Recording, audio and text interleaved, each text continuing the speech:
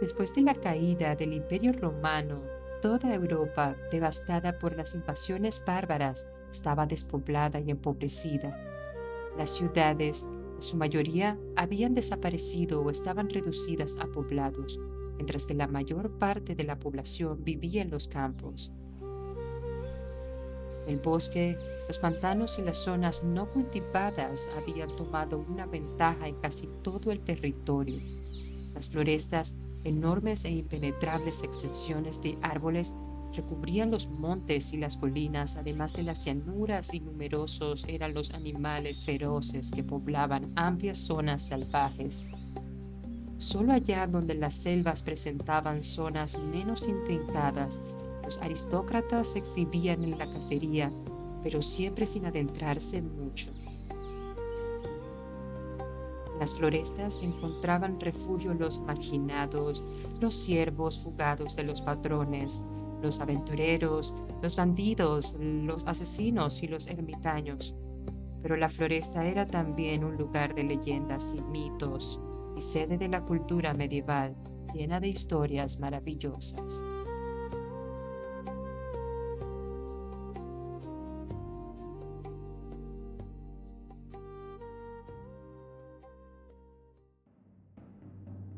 Al mejorar el clima luego del año 1000, las cosechas se volvieron más abundantes y la salud mejoró. El hecho de que murieran menos a causa del frío y del hambre llevó a un gradual crecimiento de la población. Esto aumentó la demanda de alimentos y por consiguiente la producción agrícola, favorecida en gran parte por la introducción de nuevas técnicas en los cultivos y de nuevas y más avanzadas herramientas de trabajo. Pocos o inciertos son los datos disponibles actualmente relativos a la población que en esa época habitaba el continente europeo. Parece ser, de todas maneras, que hacia el año 1000, en el área comprendida entre el Atlántico y el río alemán Elba, los habitantes eran más de 10 millones, mientras que en los inicios del 300 eran más de 70 millones. No todo el continente estaba poblado uniformemente. Las áreas más habitadas eran aquellas a orillas de los grandes ríos de Europa occidental como el Ródano, el Rin, el Po. Comparada con la época actual, la Europa medieval era casi desierta. Las ciudades estaban llenas de gente, aunque mucho más pequeñas que las modernas. París, por ejemplo, en 1250, con 160.000 habitantes, era la ciudad europea más grande. Probablemente en la Europa de 1300 vivían unos 74 millones de personas, es decir, no más de un 20% de la población actual. En la Edad Media se viajaba muchísimo por diferentes motivos. Los mercaderes para participar en una feria, los vagabundos para encontrar al fin un sitio estable donde vivir, los religiosos por el fuerte e imperativo llamado interior que los llevaba a comparar el camino a la vida del cristiano. Pero el que viajaba sabía que no debía llevar prisa, no hubiera sabido cómo aumentar la velocidad del propio camino. Entre Roma y París podían ser necesarios unos 50 días de camino, que se podían volver más si había que atravesar algún paso alpino. No por casualidad el caminante desviaba su camino, ya fuera para evitar el castillo de algún señor predador, para visitar un santuario o para llegar a alguna fiesta pueblerina. Además de los ávidos señores que imponían a los viajeros peajes e impuestos, no era difícil toparse con los bandidos y animales feroces, siempre al acecho. El caminante proseguía casi casualmente a través de vías, senderos, vados o pasos, generando una densa red de itinerarios que unían entre ellos los diferentes puntos de referencia, ciudades, montañas y puentes. Unas vías como las Francígena, que de Canterbury llevaba a Roma, eran recorridas por miles de peregrinos.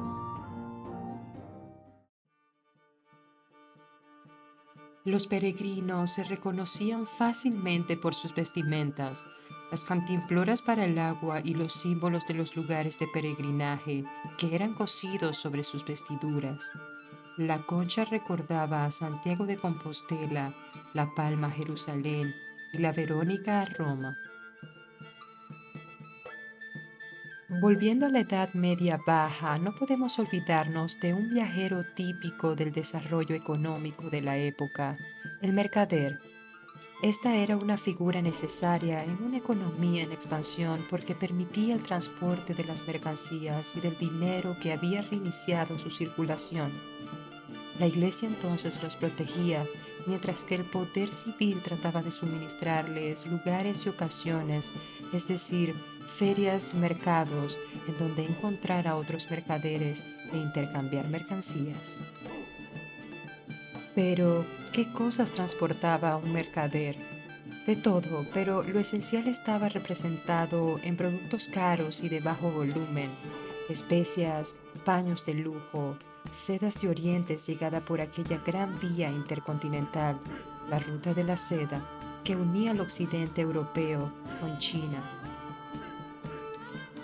El poder del mercader siguió creciendo, se volvió muy rápidamente un verdadero empleador, puesto que controlaba localmente cierto tipo de mercancía, guiando su recorrido desde la producción de la materia prima hasta la venta del producto final, y llegó a determinar qué cosa se debía producir y a qué precio.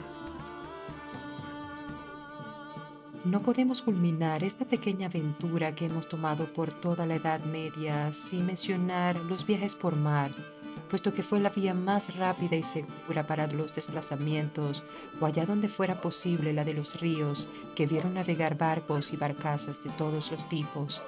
El transporte de mercancías y personas por mar fue favorecido por algunas innovaciones técnicas, el uso de velamén más eficiente, de la brújula y el astrolabio a partir del siglo XII, del timón de popa, de cartas marinas más detalladas, llamadas libros de piloto. Sobre el mar, en un día, se podía cubrir muchísimas millas. Pero esta época fue más que castillos y caballeros.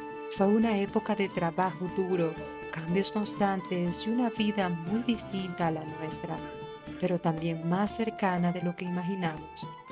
Si te gustó este recorrido por esta época maravillosa y llena de aventuras, suscríbete al canal y acompáñame en los próximos viajes al pasado. Nos vemos en el próximo video.